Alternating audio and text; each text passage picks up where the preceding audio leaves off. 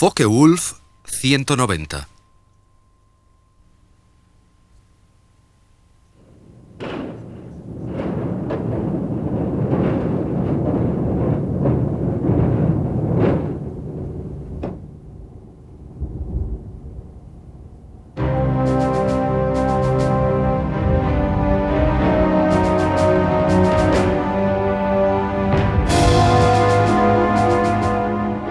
Justo en las afueras de Phoenix, Arizona, se encuentra el Museo Champlain de aviones de caza, que cuenta con una magnífica colección de aviones históricos.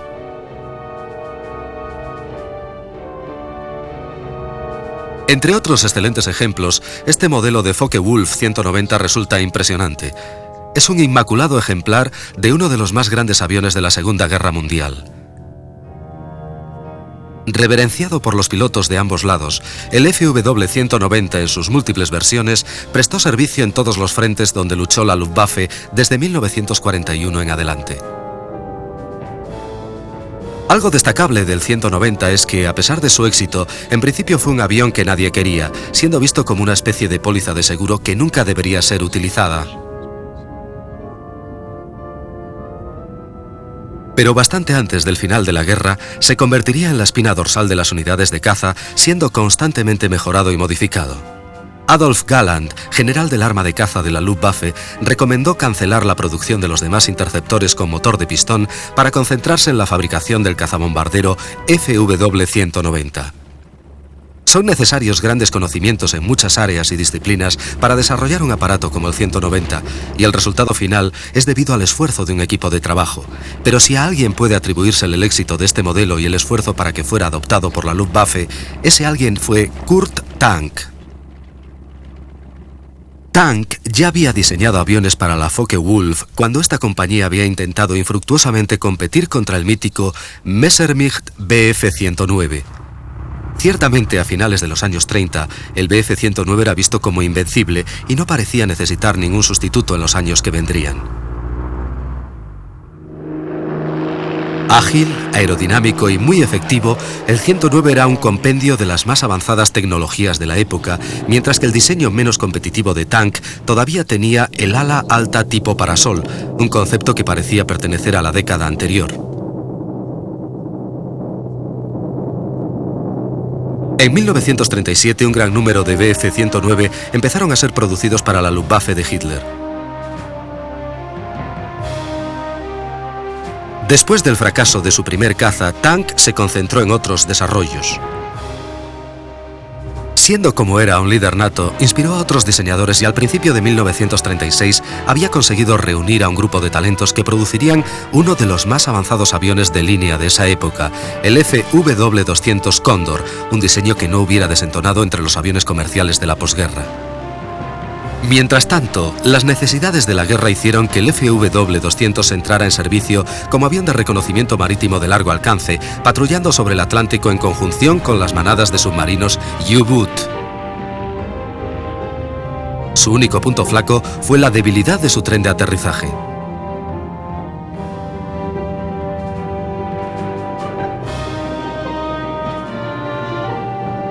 Otro ejemplo de la creatividad de Tank fue el Focke-Wulf 189, apodado el Búho, un bimotor triplaza de reconocimiento y apoyo directo cuya célula acristalada recordaba un invernadero volador.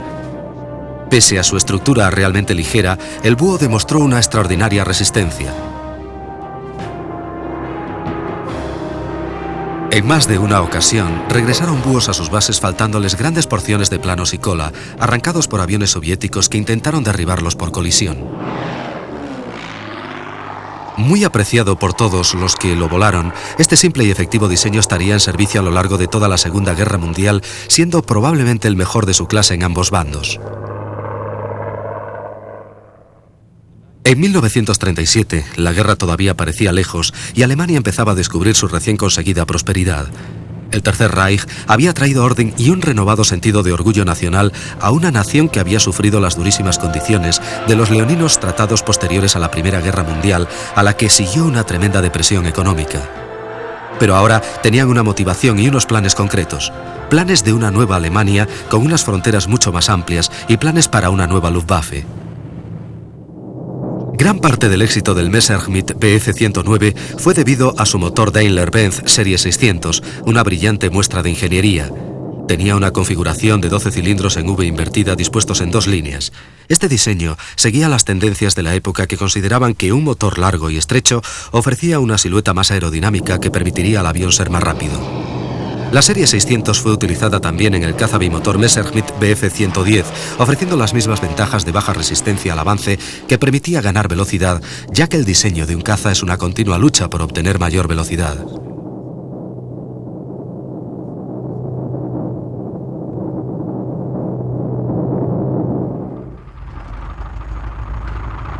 En 1937, los motores en línea o en V eran casi universales en los aviones de caza.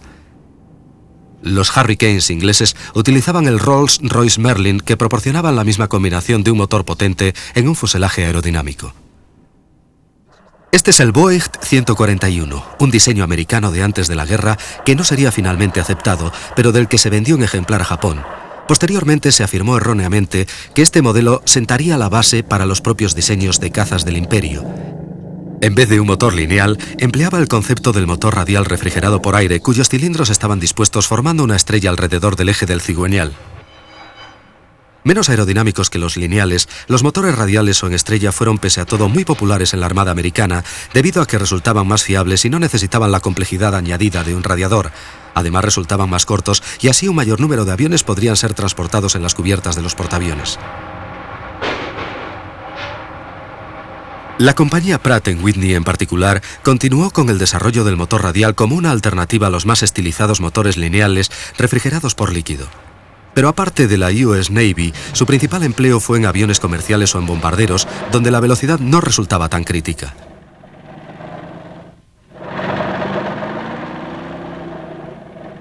A principios de los años 30, algunos de estos robustos motores radiales de Pratt & Whitney fueron vendidos a Alemania, siendo posteriormente fabricados bajo licencia por BMW. A pesar del éxito del Messerschmitt Bf 109, seguía habiendo quienes en la Luftwaffe insistían en la necesidad de un segundo modelo de caza. Daimler-Benz sencillamente ya no podía producir más motores y por esta razón se aceptó un diseño de Focke-Wulf como respaldo, ya que utilizaba un motor radial de BMW del que existía una menor demanda.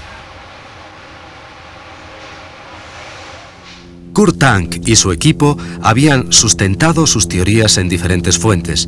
Primeramente se fijaron en el avión de carreras H-1 diseñado por Howard Hughes, que utilizaba un motor radial, con lo que carecía de una silueta afilada, pero la potencia desarrollada por la planta motriz, junto con otros refinamientos aerodinámicos, dio como resultado uno de los aviones más veloces de su época.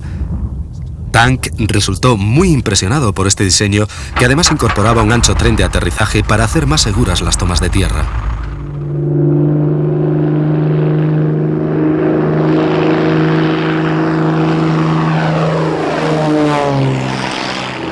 Hughes voló personalmente el H-1, pulverizando muchos récords de velocidad, demostrando que había situaciones en que unos cuantos caballos de potencia extra podían compensar la falta de aerodinámica. Otra exitosa aplicación del motor radial que seguramente Tank debió haber conocido fueron los primeros desarrollos del A-6M japonés, el famoso Zero producido para la Marina Imperial. Este diseño era todavía un secreto en 1937.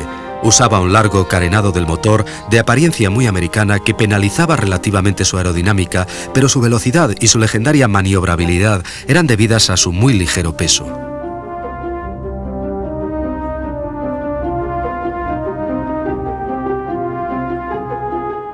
Esta reducción de peso tenía un precio. Los pilotos de los Zeros no contaban con ningún tipo de blindaje de protección, al contrario que la mayoría de los otros cazas que disponían de pesados mamparos metálicos a prueba de balas. Otras características también fueron sacrificadas, como los depósitos de combustible autosellantes que hubieran podido dotar a los Zeros de mayor seguridad a cambio de un incremento de peso.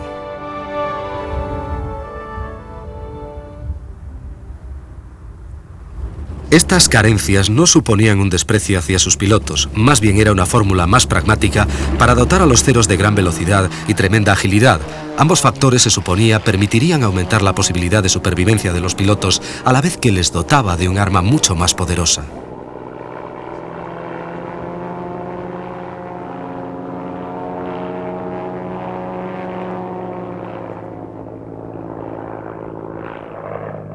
La fórmula del Zero fue un éxito y demostró que con un poco de imaginación era posible emplear motores radiales y además obtener altas velocidades. La cuestión era cómo realizar esto en un avión completamente metálico y respetando las medidas de seguridad modernas.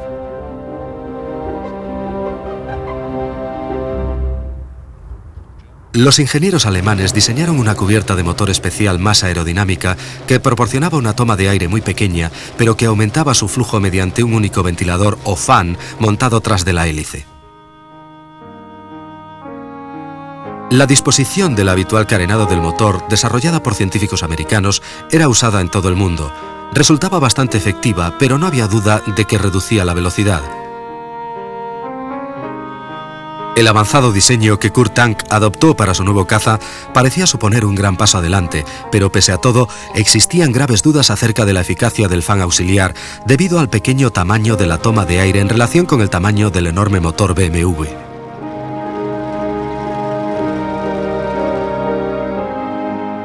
De lo que no hay duda es que el avión que colocó Kurt Tank tras el motor resultó ser extremadamente aerodinámico, resistente y a la vez de construcción sencilla. El Focke-Wulf FW-190 era una obra maestra del diseño. A principio de 1939 las plantillas y herramientas para el montaje del 190 estaban ya preparadas, pero desde el principio el plan no era simplemente fabricar un avión apto para la producción en masa, sino que ésta debía estar muy repartida entre muchos subcontratistas, de los que cada uno realizaría solo componentes específicos, pero en grandes cantidades. Incluso en 1939, bastante antes de que Alemania sufriera los efectos de los grandes raids de bombardeo aliado, el alto mando alemán había previsto las ventajas de una producción en serie a través de un sistema descentralizado de pequeñas fábricas de suministros que podrían seguir entregando sus aviones, mientras que resultarían un blanco muy escurridizo para los enemigos del Reich. Antes del final de la guerra, los componentes del FW-190 eran producidos en no menos de 24 puntos diferentes. El modelo no era especialmente ligero. Su peso máximo al despegue resultó ser de casi 5.000 kilos frente a los aproximadamente 4.000 del Messerschmitt. Pero este peso extra supuso un avión más duro y resistente, lo que permitió al FW-190 sobrevivir en las condiciones de combate más extremas.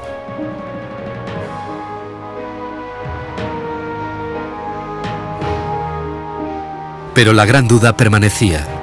¿Podría la mayor potencia del motor radial de 18 cilindros BMW 193 compensar el peso extra y la mayor resistencia aerodinámica del diseño del Focke-Wulf frente al más ligero y esbelto Bf 109?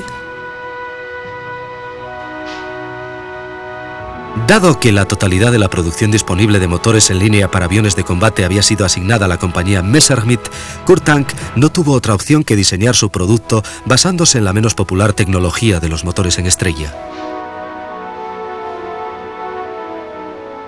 Cuando el prototipo estuvo casi acabado, muy pocos imaginaban que sería el primero de una larga serie de casi 20.000 FW-190. Otra diferencia con el Messerschmitt era que en el Bf-109 las alas eran dos piezas separadas que se unían al fuselaje mediante un solo larguero.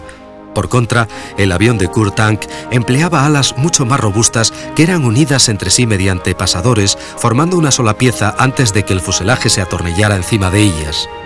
Además, las uniones eran carenadas mediante unas placas aerodinámicas que aumentaban la rigidez y la velocidad.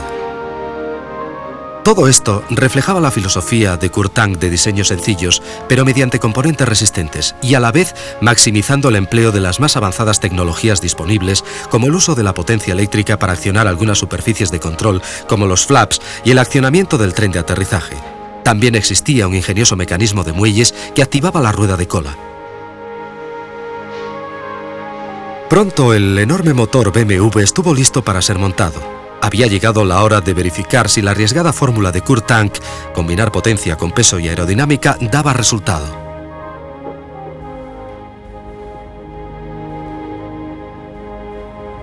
El 1 de junio de 1939, con el piloto de pruebas de Focke-Wulf Hans Sanders a los mandos, el primer 190, conocido como V1, carreteó por la pista del aeródromo de Bremen para poner a prueba aquella teoría.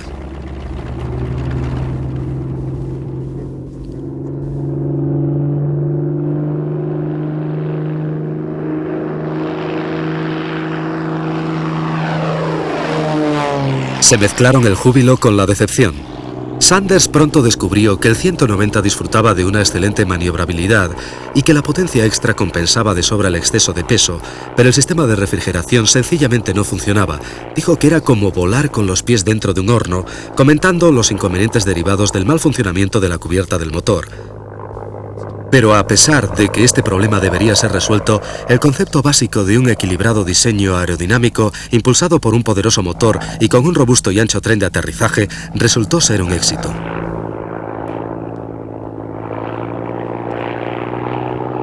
Como pasa con todos los prototipos, llevaría más tiempo perfeccionar la idea y más tiempo aún introducir todas las mejoras en la fase de producción. A mitad de 1939, la Wehrmacht necesitaba imperiosamente tiempo para perfeccionar su material militar, lo que produciría una de las mayores charadas de la historia, el pacto de no agresión entre Rusia y Alemania.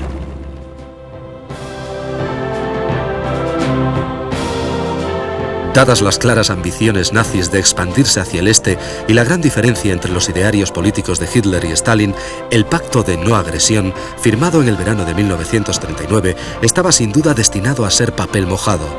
De hecho, ambas partes lo emplearon como un respiro, una tregua tácita que Rusia empleó en consolidarse y Alemania en comenzar su avance hacia el este. En aquel impasse, el Focke-Wulf seguía considerado tan solo como una especie de segundón del Messerschmitt, así que hubo tiempo de sobra para perfeccionarlo. Se le equipó de un motor aún más potente, el BMW 801D de 14 cilindros en doble estrella, capaz de producir 2100 caballos en sobrepotencia. La nueva planta motriz era aún más pesada, de manera que para mantener el centro de gravedad del avión, la posición de pilotaje fue retrasada, circunstancia que solucionó en parte el problema del calor sobre el piloto. De todas formas, el audaz diseño de cubierta del motor debió ser abandonado, tras lo cual la arriesgada fórmula de Kurt Tank evolucionó imparable hacia el éxito.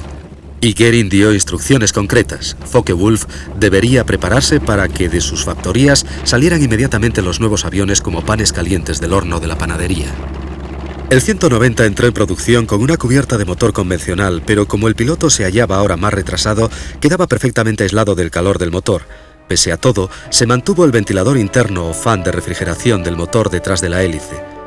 El hecho era que el pequeño beneficio aerodinámico que la cubierta podría haber aportado fue fácilmente compensado con creces por el incremento de potencia que supuso el nuevo motor.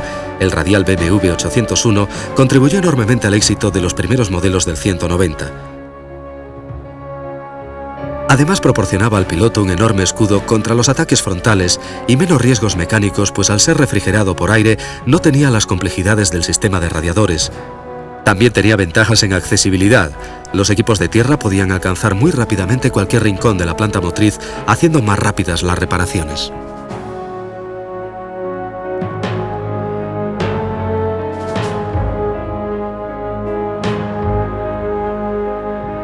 Existían otras ventajas sobre el Messerschmitt. El FW-190 tenía una cabina elevada que ofrecía al piloto una perfecta visibilidad en todas direcciones, ya que en una emergencia la cubierta transparente podía ser volada mediante unas cargas explosivas. La atención por el detalle introdujo otros refinamientos en el FW-190 como un indicador exterior del nivel de combustible y paneles de recubrimiento avisagrados para que los equipos de tierra pudieran tener un acceso más fácil y rápido a los cables y poleas de mando.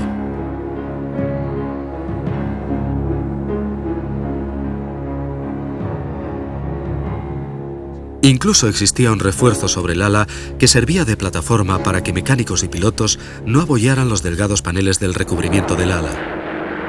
En el verano de 1941, las primeras unidades de serie del FW-190 fueron plenamente operacionales en el grupo de caza JG-26 liderado por Adolf Galland. El 27 de septiembre, algunos 190 entraron en combate por primera vez contra los Spitfire ingleses sobre el Canal de la Mancha. El resultado fue una demoledora derrota para los ingleses. Otra grave amenaza para la RAF, que además veía como Messerschmitt había continuado mejorando el Bf-109 con los modelos F y G. Mientras en la Luftwaffe se había abierto el debate sobre cuál era el mejor tipo de caza alemán. Al final resultaba ser una cuestión de gustos. Werner Seiss, un piloto de la Luftwaffe, explica: me gusta mucho el 190. Era mucho mejor avión que el 109. Podía virar más cerrado, volar más rápido, más alto. Podías hacer cualquier cosa con el 190. Era maravilloso. El único problema del 190 era que al carretear en tierra y durante el despegue no podías ver demasiado. Aquel enorme motor en estrella te quitaba toda la visión, pero al final te acostumbrabas. Solo era cuestión de poner más cuidado, pero en vuelo era realmente muy bueno.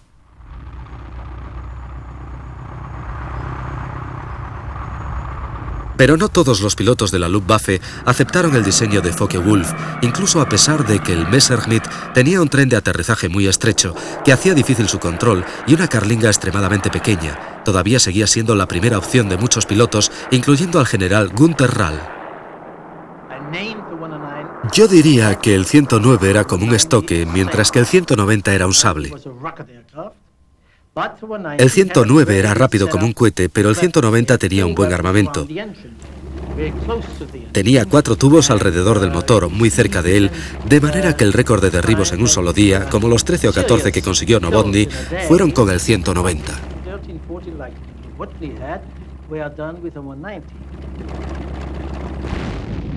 Pero Novotny consiguió la mayor parte de sus derribos sobre Rusia. Tan pronto como el 190 entró en servicio, Hitler hizo su movimiento final hacia el este en un ataque sorpresa contra los mal preparados soviéticos. La Operación Barbarroja destruyó literalmente la fuerza aérea rusa. Los pocos aviones que quedaron estaban obsoletos, con tripulaciones mal entrenadas. Así los resultados contra el sofisticado FW-190 eran predecibles.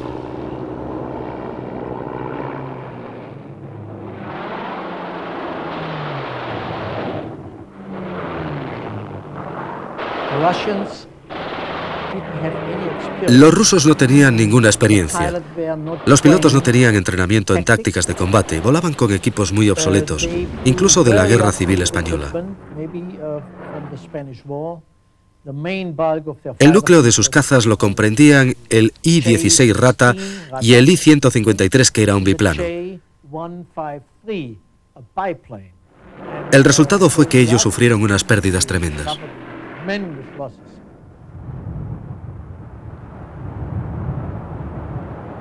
En diciembre de 1941, en la otra parte del mundo, Japón, aliado de Alemania, también se estaba preparando para un éxito espectacular. El Zero de la Marina Imperial, el avión de Mitsubishi, que había probado que los motores radiales todavía tenían sitio en la aviación de caza, estaba a punto de entrar en la historia, junto con los torpederos y aviones de bombardeo en picado embarcados en portaaviones. Fue el ataque contra la 7ª Flota Americana fondeada en Pearl Harbor.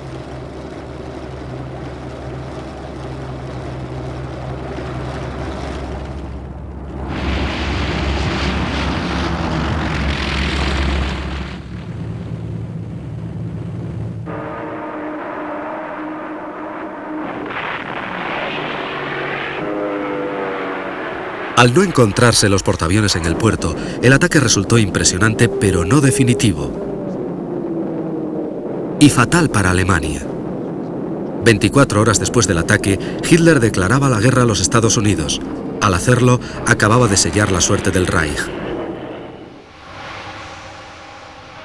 La capacidad productiva de América era enorme y solo unos meses después, a comienzos de 1942, hordas de enormes bombarderos cuatrimotores como el Boeing B-17, Fortaleza Volante, despegando desde bases en Inglaterra, empezaron a desarrollar la teoría del bombardero estratégico a gran altura. Empleando potentes turbocompresores, los B-17 operaban sobre Alemania en el enrarecido aire por encima de los 10.000 metros, donde el motor radial de los FW-190 estaba al límite de sus posibilidades. Ahora, a la defensiva, la Luftwaffe necesitaba un interceptor de alta cota, un avión que usualmente empleaba motores lineales como el Daimler-Benz, que todavía seguía monopolizado. Pero Kurt Tank resolvió el problema de una manera diferente.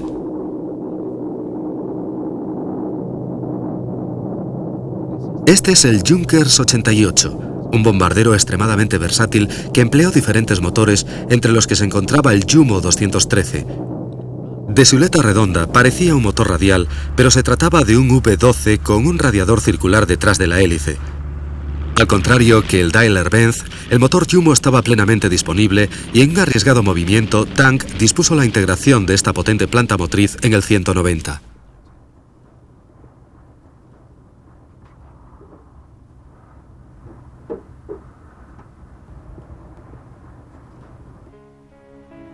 Con esta combinación de un motor de bombardero en la célula de un caza, Focke-Wulf empezó a desarrollar el que bien pudiera haber sido el mejor caza a pistón de la Segunda Guerra Mundial. Por supuesto, los 12 cilindros en V invertida del Jumo añadían una considerable longitud al morro del nuevo avión, o Serie D, como sería conocido este modelo.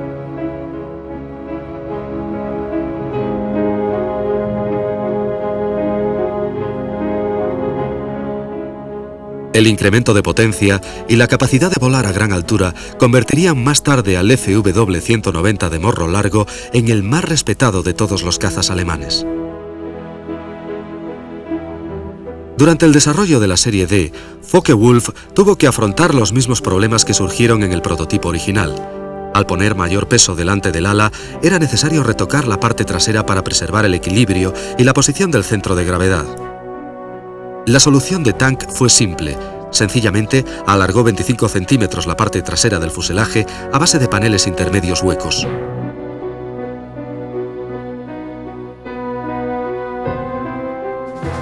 El resultado final, con el morro y la cola alargadas, hizo que la Serie D fuera más afilada, más aerodinámica y aproximadamente 1,5 metros más larga que la versión básica original. Pese a todo, existían paradojas como que la gran hélice de 3 palas muy anchas, diseñada para cortar el enrarecido aire a 10.000 metros de altitud, estuviera tallada en madera.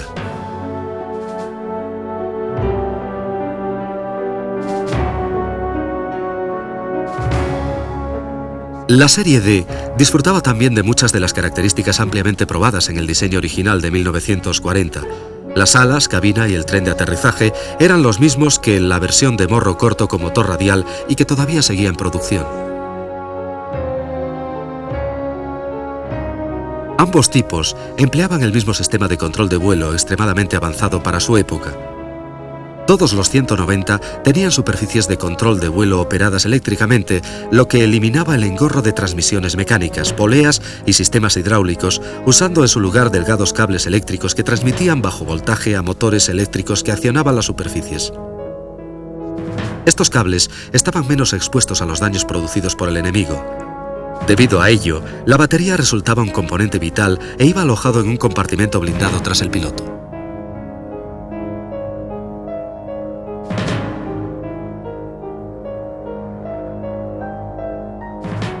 Mientras la Serie D estaba siendo desarrollada, ya existían planes para una versión todavía más avanzada, inclusive más estilizada y aerodinámica, y esta vez con alas más largas, el TA-152.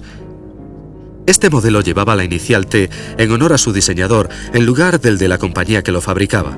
Un extraño privilegio dentro de la nomenclatura aeronáutica y único en el caso de Alemania. Pero estaba claro que Kurt Tank no era un diseñador cualquiera.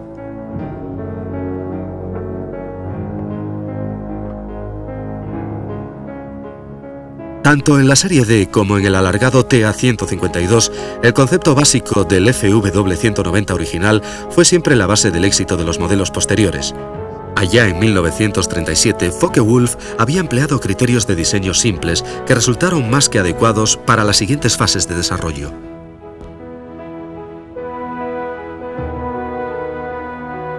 De cualquier modo, por muy buena que fuera la nueva generación de cazas de alta cota, llegaron demasiado tarde al conflicto.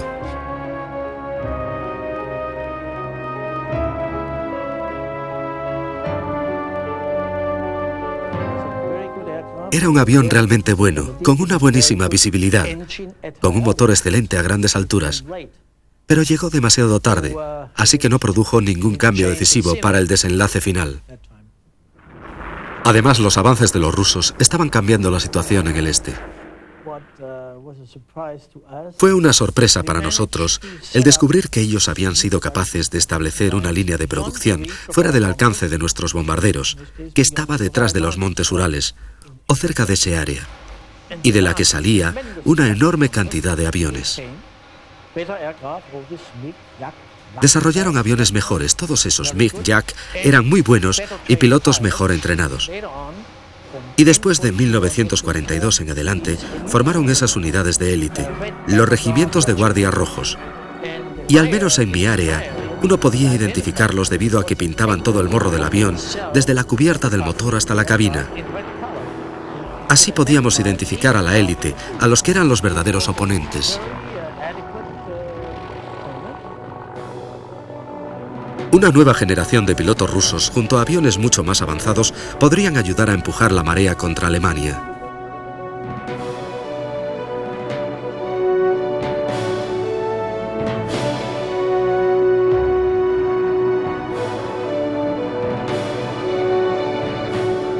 Pero todavía el 190 tenía que alcanzar el límite de su versatilidad. La campaña rusa había demostrado que el modelo básico de ataque a tierra alemán, el Stuka, estaba completamente obsoleto. Como el Messerschmitt 210, que era el reemplazo previsto, no llegó a materializarse, el fiable 190 fue elegido como sustituto. Aunque no hubiera sido específicamente diseñado para este cometido, era lo suficientemente flexible como para dejarse adaptar eficazmente. La versión de ataque del 190 Serie F era básicamente igual que la versión básica de morro corto y motor radial, a la que se le había instalado unos puntos de anclaje extra, reforzados para montar cargas de bombas bajo las alas y el fuselaje.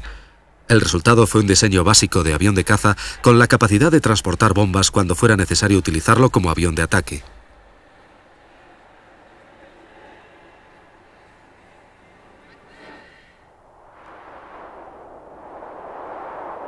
Pero la versatilidad no siempre es la clave.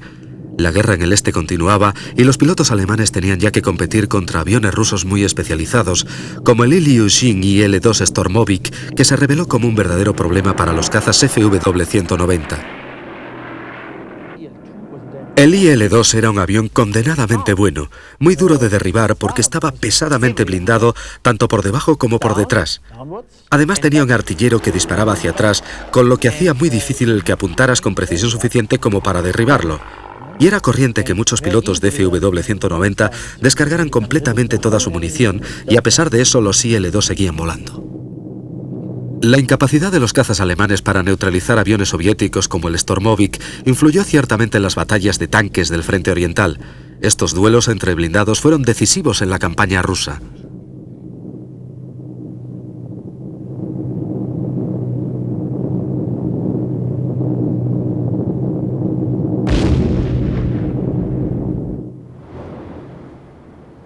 A los problemas de los alemanes en el aire se unían las inmensas cantidades de munición aliada que estaban siendo transportadas por mar desde el sur, en una campaña para asegurar que Rusia no careciera de nada en la lucha contra Alemania. Ellos mandaron a Iván mediante el programa de préstamo y arriendo Spitfires, P-39s, B-25s, bombarderos Boston, y en el sur había un alto porcentaje de estos aviones de origen angloamericano. Esta política de suministros a los rusos a partir de las cadenas de producción occidentales aseguró que la sitiada maquinaria bélica alemana estuviera constantemente bajo una gran presión de las fuerzas rojas por el este y de británicos y americanos por el sur y el oeste. Pese a todo, las tácticas variaban.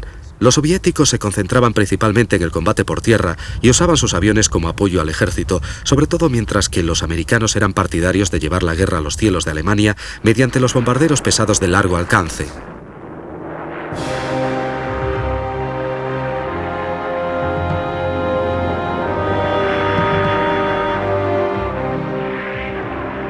A finales de 1944, los bombardeos diurnos americanos estaban presionando mortalmente a las defensas de caza de la Luftwaffe. Los Messerschmitt 109 y todas las versiones de FW-190 fueron concentradas en esta tarea en un intento de parar la constante marea de B-17 y Liberators que llevaban la destrucción al territorio alemán. El éxito de los bombarderos americanos solo era posible si estos conseguían desbordar las defensas alemanas. Para lograr este objetivo, primeramente, los americanos emplearon cazas de escolta de muy largo alcance y alta velocidad para proporcionar protección lo más dentro posible sobre Alemania. En segundo lugar, los bombarderos se agrupaban muy juntos en las llamadas tight box o cajas compactas que permitían a los artilleros concentrar una inmensa cantidad de fuego defensivo contra los cazas alemanes. Así, los bombarderos americanos continuaron sus misiones concentrándose sobre blancos estratégicos de la industria bélica alemana, fábricas de munición, refinerías y sobre todo las fábricas de aviones. La teoría que sustentaba el bombardero estratégico americano era el tratar de evitar que el enemigo fabricara armamento, devastando directamente sus fuentes de producción, como la forma más eficaz de hacer la guerra. Pero esto solo funcionaría si el enemigo fabricaba sus armas en una forma convencional, y no era así como Kurt Tank había organizado la producción de los FW-190.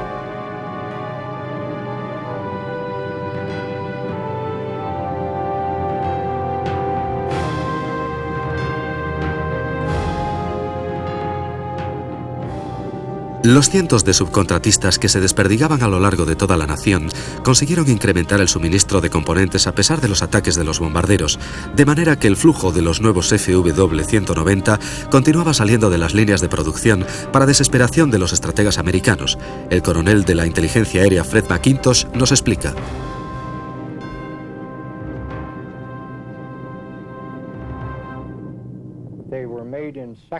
Lo construían por secciones en pequeñas factorías, los montaban en los aeropuertos y después los aviones podían volar directamente desde allí, o bien ser remolcados por carretera hasta donde se les montaba el motor y cosas así.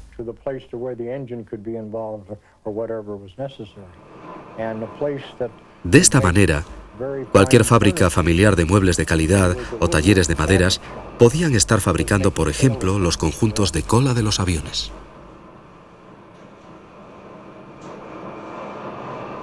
Así, la octava Fuerza Aérea tenía que vérselas contra una red muy bien organizada de fábricas instaladas en talleres y casas de campo y que era casi imposible de identificar como blancos estratégicos. Estas pequeñas factorías podían trabajar casi impunes frente a los atacantes de la octava Fuerza Aérea. El hecho de que esta organización fuera tan eficaz se debe a la idea original de Kurt Tank de subcontratar y diversificar los elementos de la producción del 190 lo más posible.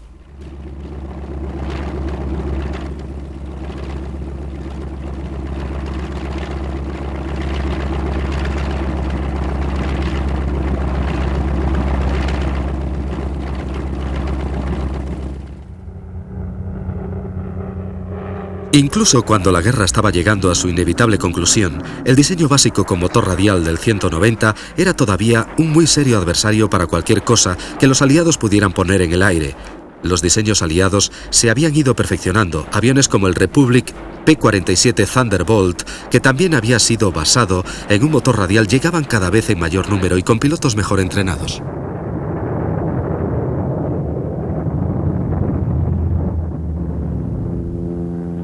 La carnicería era terrible en ambos lados y a menudo los B-17 volvían a casa con claras muestras de lo muy efectivos que resultaban los 190 en la defensa de su territorio.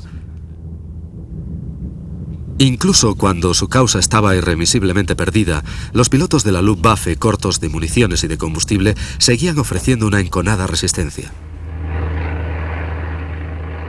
Pero los raids de bombardeo continuaban las 24 horas mientras las defensas alemanas iban deshaciéndose lentamente. Al pueblo alemán solo le quedaban ruinas de un Reich que se suponía iba a durar 1000 años. A todo lo largo de los territorios recién ocupados, equipos de la inteligencia aérea americana se movían buscando ejemplos de la tecnología alemana antes de que los destruyeran las tropas en retirada. Era un trabajo arriesgado. Algunos aviones habían sido parcialmente destruidos por sus tripulaciones alemanas y otros tenían instaladas trampas explosivas. Otros sencillamente estaban abandonados como herramientas de una guerra que nunca ganarían. De esta manera, la inteligencia aliada obtuvo un buen número de FW-190 que fueron examinados y comparados con otros aviones aliados.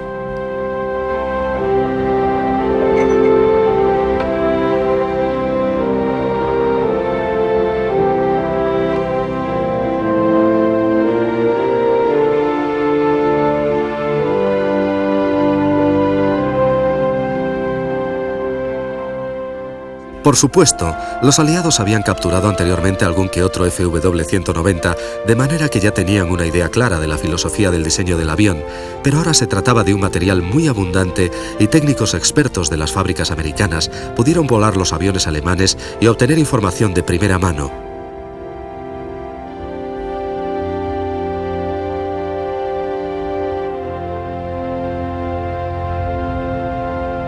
Hombres como el jefe de pilotos de prueba de la compañía Bell, Jack Bulliams. Le di unas instrucciones, le expliqué datos sobre la cabina de un Focke-Wulf que yo había examinado y volado previamente, y él despegó.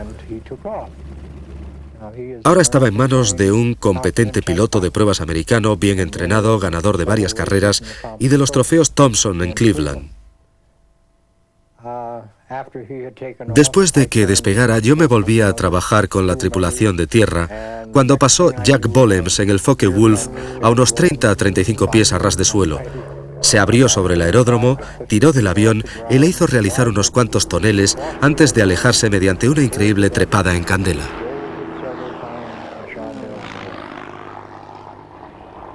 ¿Dónde están ahora esos aviones? De unos 20.190 construidos, solamente unos pocos sobreviven actualmente. Aquí, en el Museo del Aire de Texas, en Harlingen, cerca de la frontera mexicana, existe uno de los pocos supervivientes 190 de morro corto. A pesar que muestra los efectos del paso del tiempo, su clásico perfil es todavía impresionante. Una silueta simple conformada alrededor de un potente motor radial que todavía agrada la vista de los aficionados. Pero son los historiadores los que realmente conocen lo destacado que fue este aparato y esperan la oportunidad de volver a verlo volar.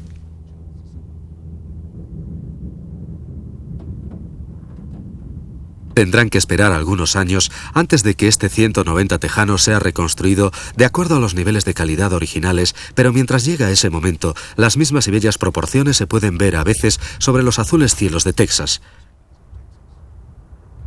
David D. Jones, restaurador de aviones, nos habla de su pasión y del curioso avión que ha construido.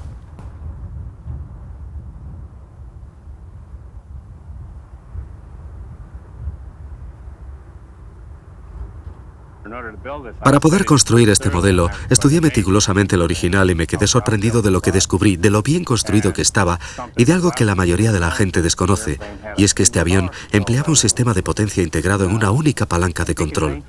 Yo sabía que en 1980 u 81 la Woodward Governor Company había construido un sistema de control muy parecido para la Beechcraft, así que les pregunté si podría utilizar uno de sus sistemas de control en este avión y se quedaron muy sorprendidos cuando les conté que la Focke-Wulf había empleado un sistema de control idéntico en 1939.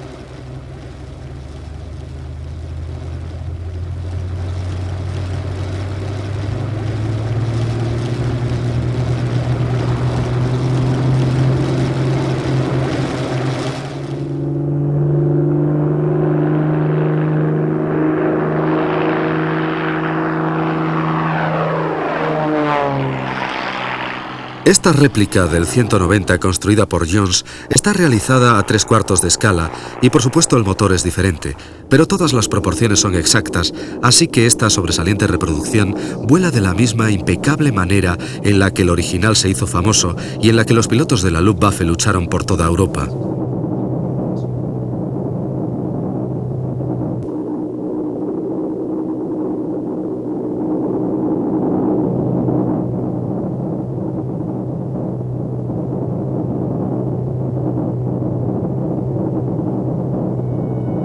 A lo largo de toda su carrera, Kurt Tank produjo muchos otros diseños como el bimotor TA-154, un caza fabricado completamente en madera para enfrentarse al mosquito inglés.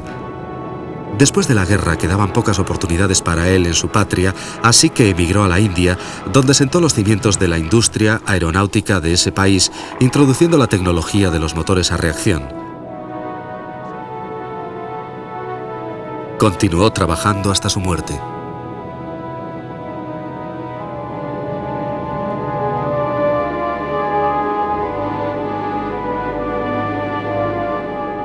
Famoso por los muchos logros de una vida muy productiva, el elemento más sobresaliente de la creatividad de Tank será siempre el Focke-Wulf 190. un avión que fue encargado como un simple respaldo para el Messerschmitt 109 y que solamente fue autorizado a entrar en producción porque usaba uno de aquellos impopulares motores en estrella. Los ingenieros alemanes trabajaron para encontrar la forma de solventar los problemas de los motores radiales y, a pesar de los fallos con la cubierta aerodinámica del motor, consiguieron una solución de compromiso donde la potencia extra permitió compensar los problemas de origen aerodinámico. Los motores radiales superaron todas las críticas y fueron posteriormente adoptados tanto por los fabricantes de aviones de caza americanos como por los ingleses. El FW-190 esculpió su nombre en la historia militar como uno de los más grandes aviones de combate del mundo.